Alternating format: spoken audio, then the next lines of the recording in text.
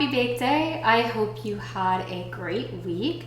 I'd love to hear if you had any baking adventures over the last week. Please let me know in the comments below. Today we are going to be making something savory, which I know is a little different than what we've previously been making, which has been mostly sweets.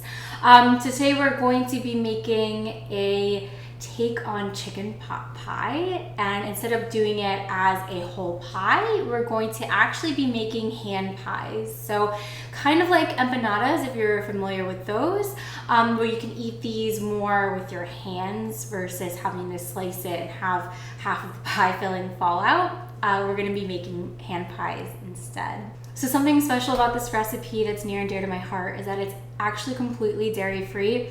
Instead of using butters or creams or milk, today we're actually going to be using oat milk, and we're going to be using a completely dairy-free crust. This is the Pillsbury pre-made crust. Obviously you can make your own. I think using these crusts tends to be a little bit easier. They're already prepared for you. They're already rolled out into a nice circle shape. So this will be, in my opinion, the easiest way to go. And then everything else, as you can see here, we've got some veggies, we've got some chicken, we do have an egg, but like I said, the rest of the recipe is dairy-free. My husband is actually a very picky eater, and I am on a very determined mission to get him to expand his palate. And even he will agree that this particular recipe is undistinguishable from a regular chicken pot pie recipe, and he loves eating it. So it's become one of our staple go-to dinners here at home. When it's just us, I'll typically make it as a whole pie, and we can talk about that as we get to that portion. But today, like I said, we're going to be making hand pies. I think they're really fun, and hand pies are especially good if you're having multiple guests over and you won't have to slice and portion up a whole pie and worry about losing half the filling, or maybe someone gets more, chicken than someone else. So this, I think, is a really nice and fun way to present a chicken pot pie. Something else that I really like about this recipe is you can customize it really to your own tastes and your own preferences. I am going to be using peas, carrots, and sweet corn in mine. Feel free to substitute any of these. I know celery tends to be a very popular addition into pot pies. Sometimes mushrooms. I've even seen green beans or leeks as well if you want to do something green and you don't like peas. So this recipe really is pretty versatile in what you can add or take away to suit what your favorite flavors are. Okay, so the ingredients that we're using today, I have pound of chicken breast actually, that I have pre-cooked here and diced up into small cubes. A cup of peas, a cup of sweet corn. I have a half a cup of carrots diced. I have one small onion also diced. I have 1/3 cup of all-purpose flour. I have 1 3/4 cups of chicken stock, not broth. And like I said earlier, I have a half a cup of oat milk. I also have a pinch of rosemary and thyme that I'll just kind of be to sprinkle a little bit on the top of my hand pies at the end. Again, this is completely to taste and completely optional. So if you're not a fan of rosemary or thyme, don't worry about adding them. I also have an egg here. I haven't scrambled it yet, but we will scramble it and use it as an egg wash at the end. And then my 2 pie crusts. So we will be using this to make our hand pies. So step 1 is actually we're going to be shifting over to the oven, and that's going to be our starting point. I have my oven already preheated to 425 degrees. I was using my oven to pre-cook my chicken also at 425. So now that my chicken's cooked, I just let my oven stay on, and we will then bake our hand pies also at 425. So I'm going to start by turning my burner on to a medium-high heat. I'm going to drizzle some olive oil in my pan and let that get nice and hot, and then we will start adding some ingredients. So I had forgotten to pull out earlier, which I have now, salt, pepper, and some garlic powder. Again, this is completely to taste, so I don't really have any measurements for you as we do this.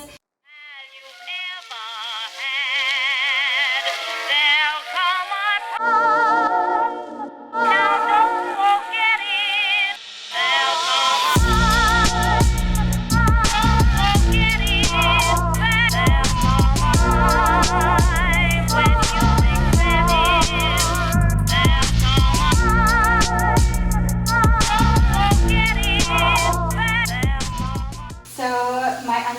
now beautifully translucent and my carrots are a little bit softer. So what I'm going to do is actually turn my heat down to more of a medium-low. And I'm going to add the flour into my cooked vegetable mixture here. And what I'm going to do is kind of sprinkle it evenly across everything.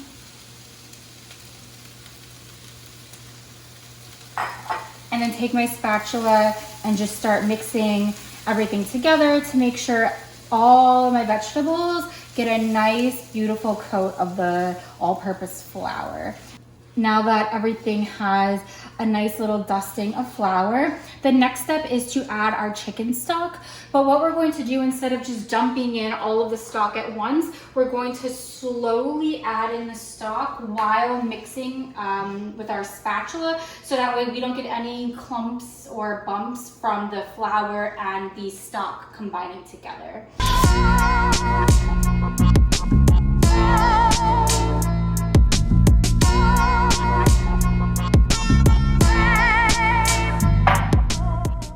So now that we have all of this incorporated together, the next step is to slowly add in our oat milk here into the mixture. And at that point, that would be a really another really good place to stop and taste your mixture here to see if you want to add any more salt or pepper, garlic, if you've chosen to add that as well. Yeah, like I said, you're gonna add it to taste.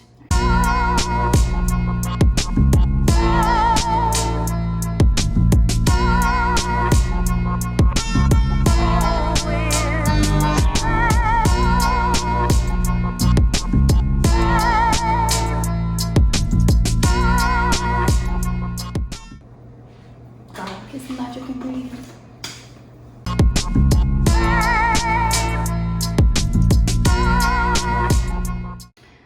All right, so if you look closely, you can see that my filling here has thickened up really, really nicely. It's gonna be creamy and delicious without actually using cream, which is pretty cool. I've added the salt, pepper, and garlic to my preferred taste. I personally love garlic. I think garlic is a magic ingredient, and I usually add it to basically anything. If you're like me, you can actually add cloves of garlic to this recipe, which will give it another garlic punch. Anyways, this is ready. We're gonna turn the oven off and we're gonna get to the pie. So now that our filling is done, I took it off the stove and I've got it here on the counter. Now is the perfect time to actually add our chicken. Now the reason why I didn't add it while my filling was already on the stove is that because my chicken's already cooked. And so I didn't want to add it in with the mixture here while it was on the stove, because then the chicken's going to get overcooked and I really don't want a dry chicken. So now is a great time. I'm just going to put this into our filling, and I've got my rubber spatula still here and we'll mix it all together.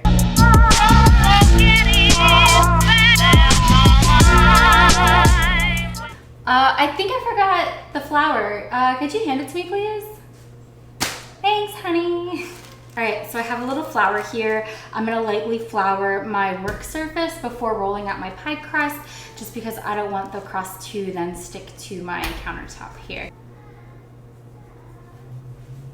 So I've lightly floured my surface. As you can see, I've also scrambled my one egg here. I also have pulled out my baster, and this is a pizza cutter. Don't worry if you don't have a pizza cutter, not a big deal. You can use a knife, it'll do the same thing, but pizza cutter does make it a little bit easier.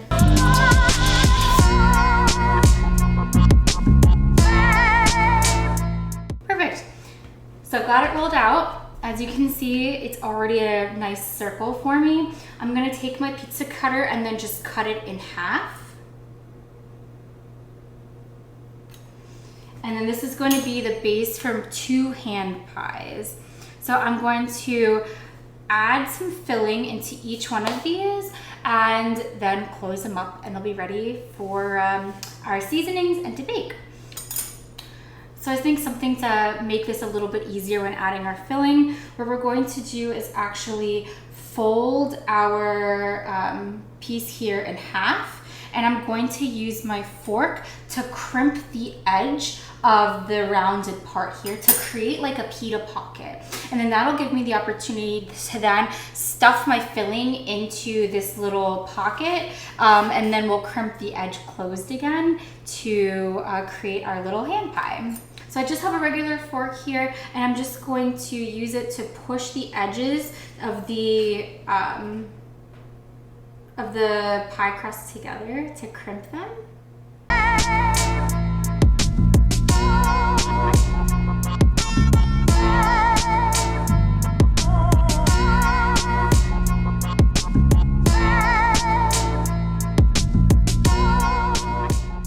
So I also have prepped here a baking sheet with some parchment paper lined on the bottom.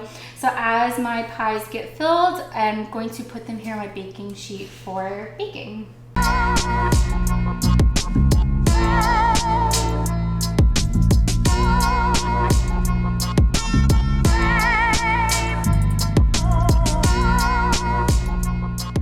Okay, so I've got all of my hand pies here on my baking trays. Remember, I've lined them with parchment paper. The thing that I forgot about earlier, which I'm going to do now, is I have a sharp knife and I'm just going to cut a little slit across the top of each of them. This way, as they bake, the steam can breathe and they won't pop open at the seams. This one, my ugly hand pie, already has a little bit of a break in the crust at the top, so I'm not going to cut this one anymore, but I am just going to take my knife and make a small slit across the top of the others. And now that that's done, the next step is to take my baster and the egg, and I'm going to just brush each of these over the top with a little bit of the egg. After that is when I'm going to add my spices. Again, that's completely optional. I do have some rosemary and some thyme. I'm just gonna sprinkle a little bit on the top after my egg wash. But if you don't like those, you can always add another spice if you want, or nothing at all. But the egg wash will help your crust here become a really beautiful golden brown. And I think it adds just a little bit more flavor to these and will look beautiful in the oven.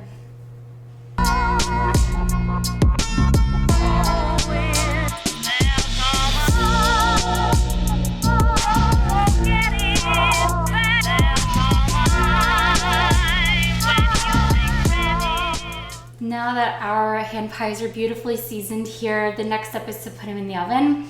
My oven is already preheated to 425 degrees, and what we're going to do is put them in the oven for 30 to 35 minutes until that crust becomes a really beautiful golden brown.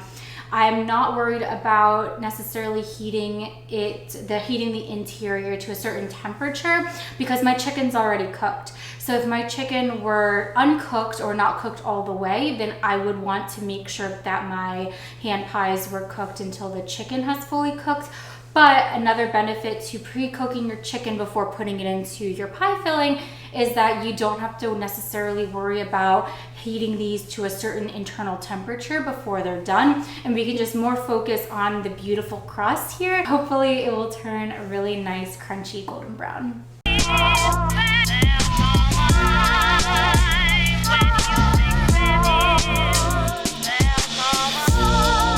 So the hand pies are finally out of the oven. I baked them for exactly 30 minutes and they look incredible. I actually took mine off of my baking trays, as you can see, and I have them here cooling on wire racks. You don't have to do that. You can leave them on the baking sheets to cool down. I do find though that cooling them on a wire rack allows a little bit of airflow on the underside of the pie. They'll cool down a little bit quicker and they won't continue to brown, because the baking trays do hold a little bit of heat. So if you allow your pies to continue to sit on that baking tray, they could continue to brown a little bit and you don't want to burn or overcook the pies. So ultimately, I think these turned out really pretty. Even the one I was calling the ugly one actually looks fantastic, and I might break into that one first, especially because it's a little overstuffed, so I think it'll be delicious. The egg wash here, as you can see, really browns up the outside, and especially these edges are just such a nice crispy, crunchy brown color, so I think they're gonna be delicious. Ultimately, I'm really happy with how these turned out. I've never actually made a hand pie before, so this was my first time, and I think it'll be something I'll make again. So I'd love to hear how yours turned out. Did you choose to do the same ingredients as me? Or did you make any substitutions? Did you add any new spices when you were mixing your filling on the stove? I'd love to hear how it went and how they turned out. I hope you had a great time baking with me today. As always, don't forget to hit the like button and ring the bell if you want to be notified the next time we post a video. We do post videos weekly every Friday, so tune in next Friday for another great baking video. Anyways, well, I hope you had a great time baking with me today. I always have a good time baking with you, and I hope you have a happy bake day.